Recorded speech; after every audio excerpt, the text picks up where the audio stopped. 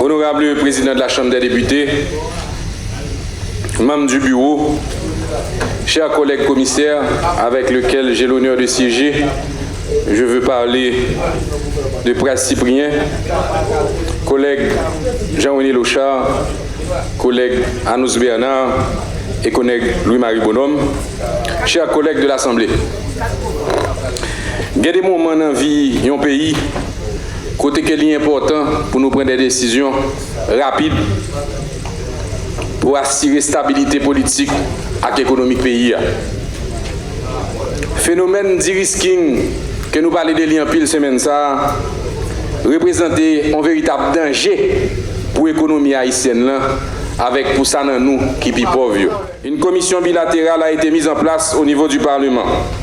Cette commission est formée d'un côté d'une commission spéciale de la Chambre des députés et de l'autre de la commission éthique et anticorruption du Sénat.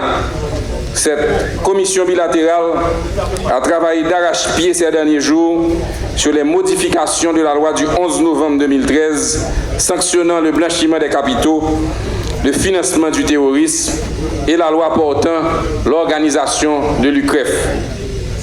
Le rapport dont je donne ici lecture au nom de la commission spéciale est le même qui sera présenté au Sénat. Le phénomène de-risking se caractérise par la cessation de relations d'affaires entre les institutions financières étrangères et les banques locales pour cause de non-application des recommandations internationales pour lutter contre le blanchiment des capitaux et le financement du terrorisme. Le GAFI, disais-je, élabore des recommandations dont la portée est universelle et qui sont régulièrement adaptées aux évolutions de la criminalité organisée et des organisations terroristes.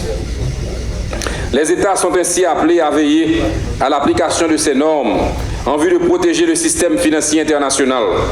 De plus, compte tenu des engagements internationaux pris par Haïti, le pays doit s'assurer que son dispositif de lutte anti-blanchiment réponde aux normes et pratiques internationales en la matière.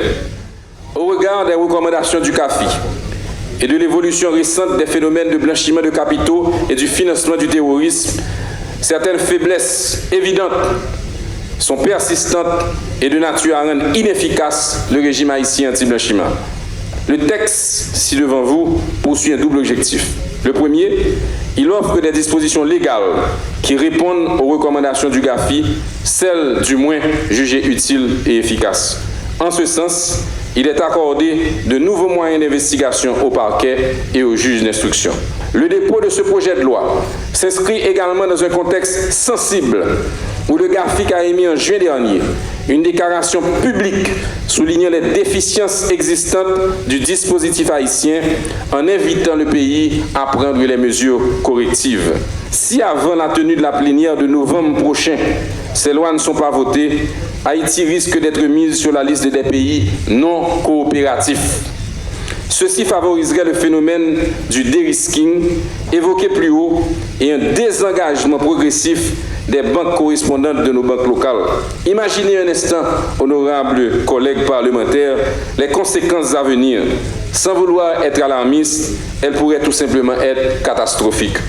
Si les autorités haïtiennes, dont le Parlement, qui a pour mission de légiférer, ne prennent pas des mesures et décisions rapides, et que les banques correspondantes, seulement 8 font affaire encore avec Haïti, décident de cesser leurs relations avec les institutions financières haïtiennes, ceci affecterait directement 93% de nos exportations, 72% des transferts vers l'étranger et 75% des transferts reçus, estimés à environ 2 milliards de dollars, soit 21% de notre PIB, et vous le savez très bien, qui alimente le revenu des couches les plus vulnérables de la population haïtienne.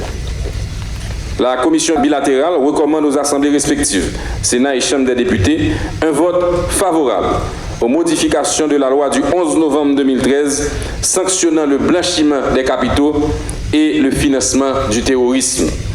Cela permettra à notre pays de respecter ses engagements internationaux, d'améliorer son image dans le paysage financier international